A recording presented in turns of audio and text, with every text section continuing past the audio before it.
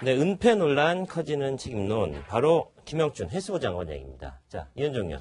네. 이 지금 김영춘 장관이 지금 이 세월호 관련해서 지난번 아마 17일날 이제 이 세월호 그 선체 수색을 지금 하고 있지 않습니까? 거기서 아마 추가적으로 이제 이 뼈가 이제 발견이 됐는데, 그러니까 아마 그 해당 공무원이 이 부분을 이제 늑장복을 한 것 같아요. 이 늑장복을 한 이유도 지금 사실 이제 김영춘 장관 설명으로는 당시에 이제 장례식을 치르려고 하는 유가족들이 이렇게 사사로운 거 계속 나올 때 좀 이야기하지 말고 나중에 이야기해 달라. 네. 또 이게 장례식을 치르고 눈앞에 있는 또 유가족들이 또 상처를 받지 싶지 않아서 아마 그걸 공개를 늦췄다라고 이야기를 하는데, 문제는 이제 김영춘 장관이 그 보고를 받고 난 다음에 그 법대로 빨리 처리하세요라고 이야기했는데 그 이틀 동안 또 이게 진행이 안 된 겁니다, 상황이. 네. 그렇다 보니까 과연 김영춘 장관이 지금 해양수산부를 제대로 좀 장악하고 있는 것인지, 장관의 보고가 왜 제대로 실행이 안 됐는지, 이 부분과 관련해서 본인은 이제 책임을 지겠다라고 이야기를 하고 있고, 야당은 당장 사퇴하라 이야기를 하고 있지만, 일단 이게 지금 현 정부에서 가장 중요시하는 세월호 정책 관련해서 지금 낄거리고 있는 그런 모습입니다. 네.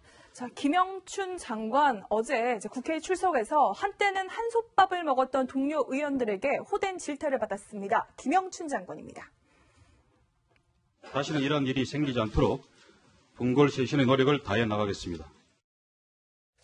결국 저런 사과를 할 수밖에 없었는데요. 그러니까 17일 상황부터 조금 시계열적으로 어떤 일이 있었는지 한번 보면 더 이해가 빠를 것 같은데요. 소정석 국장님 좀 설명해 주십시오. 그러니까 17일 날 이제 세월호 선체에서 수색 중에 이 사람 뼈로 추정되는 뼈가 이제 발견이 된 겁니다. 그렇죠. 네, 그래서 그 현장에 나와 있던 그 국가수 요원이 사람 뼈로 추정이 된다. 뭐 이렇게 얘기를 했고, 하지만 현장에 이제 해수부 그 담당 공무원은 내가 책임질 테니까 이 부분은 비공개로 하자. 뭐 이렇게 얘기를 한 거죠. 물론 그 배경에는 어제 인터뷰 나온 거 보면은 과거 이제 세월호 유족들, 두부 가족의 유족들이 앞으로 이 뼈 같은 거 나와도 좀 공개를 천천히 했으면 좋겠다. 뭐 이런 얘기를 자신에게 했기 때문에 어떤 유족들의 아픔에 좀 공감하는 차원에서 자신은 공개를 하지 않았다라고 얘기를 했는데, 그리고 나서 3일 지나서 20일 날 이제 김영춘 해수부 장관에게 이 사실이 보고가 되거든요. 그렇죠. 그 자리에서 이제 김영춘 장관이 그럼 그거 빨리 유족들에게 알려줘라.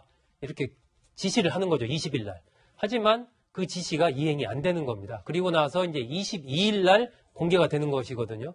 그러니까 지금 이제 김영춘 장관에 대해서 문제 제기를 하는 쪽에서는 20일 날 지시를 했으면 바로 그게 공개가 됐어야지 왜 이틀 동안에 공개가 안 됐느냐. 그것은 장관이 해수부를 정확하게 장악을 지금 못한 것 아니냐. 네. 해수부 내에 이른바 이 과거 정권에서 수혜를 입은 세력들이 그대로 그 장관을 왕따시키고 있는 것 아니냐.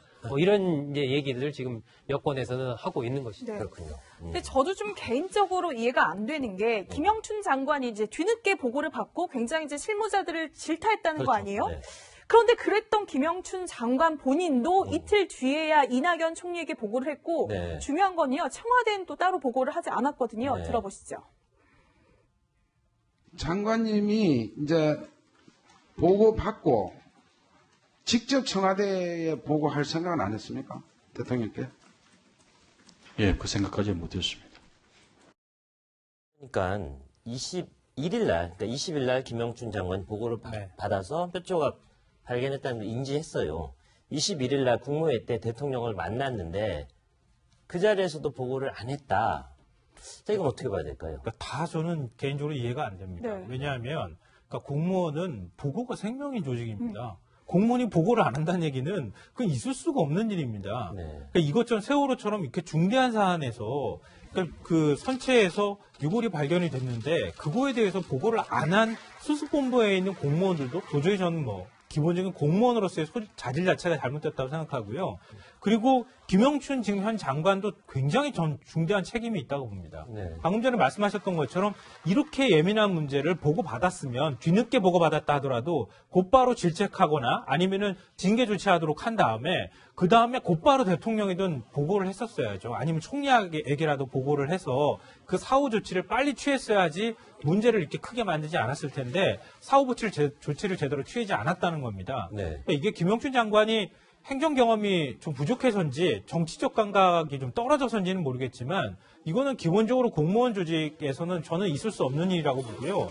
만약에 이 부분에 있어서 현재로서는 뭐 당사자 맨 처음에 보고를 안 한 공무원이 일종의 이제 보직해임 조치를 당하고 그다음에 이후 징계 조치를 당한다 하더라도 김영춘 장관이 스스로 나중에 가서 사퇴하는 일까지 가지 않기 위해서는 사후 조치들을 굉장히 철저히 할 필요가 있고 또 하나 지금 얘기가 나오는 것은 그러니까 지금 그 선체에서 발견된 유골이 이 조은하 허다윤 양의 유골일 가능성이 높기 때문에 제대로 보고 조치가 안 됐다는 건데 만약에 기수습자 2명 말고 현재 미수습자의 유골로 확인이 되면 어떡할 겁니까? 네. 그 누가 책임질 건가요? 그렇죠. 그 후폭풍은 그 감당하기가 정말 어렵거든요. 그럴 것 같습니다. 그러니까 김영춘 장관이 이후에 나타나는 문제에 대해서는 정말 본인 스스로가 직을 걸고 한다는 생각으로 정말 철저하게 대처를 해야 한다고 생각합니다. 네. 그리고요, 이제 민주당에서도 이 문제의 본질은 은폐가 아니다. 실무진의 늑장 보고 라인의 문제였을 뿐이다라고 주장을 하면서 또 논란이 됐습니다. 어제 장면입니다. 세월호 유해 발견 은폐 사건에 대해서 이 사건에 대해서 우선 장관님 뭐가 가장 큰 문제였다고 생각을 하십니까? 현장 책임자가 자의적인 판단과 인간적인 정리에 끌려서 지켜야 될 절차 의무를 어기고 함부로 판단해서 국민적 의혹을 크게 불러일으키고 해수부 조직 안의 기강 체계를 무너뜨리는 게 가장 큰 문제라고 생각합니다. 17일 날 일이 일어났는데 20일 날 보고를 받으셨어요. 그 기간은 실무자의 책임이라고 치고 20일 이후에도 문제가 있었다.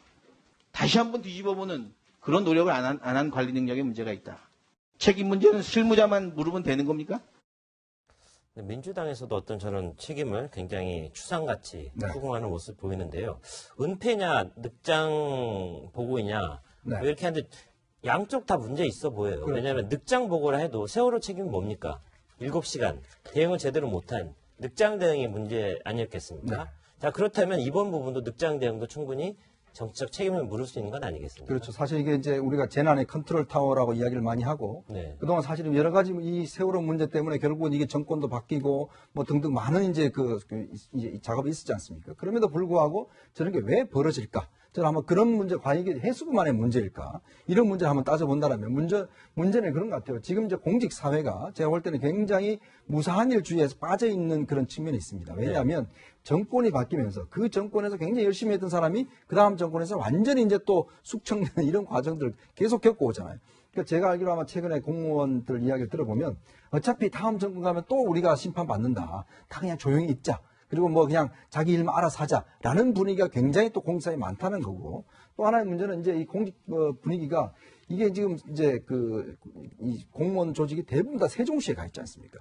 그러다 보니까 이게 세종시에 가고 장관은 서울에 와 있고 그 다음에 국장들은 왔다 갔다 하고 그러니까 이래 옛날같이 예를 들어서 과천에 모여있다는 이런 식이 아니라 그러다 보니까 상당히 공무원 조직의 어떤 긴밀한 그 조직성 자체가 굉장히 떨어져 있다는 것이죠. 그러니까 그렇기 때문에 이번 사건 같은 경우는 세월호 문제와 물론 이 공직자들이 제대로 보고도 안 하고 이런 문제가 있지만 이거는 공직사회 전체에 걸쳐서 상당히 지금 무사한 일주가 있다는 것도 지적하고 싶습니다. 네. 근데 지금 야권의 사퇴론에 대해서 김영춘 장관이 나중에 이제 책임질 일 있으면 책임지겠다라는 입장이거든요. 이거 청와대랑 같은 생각 아니겠습니까? 청와대도 이 사퇴가 부담스러운 것 아닐까요?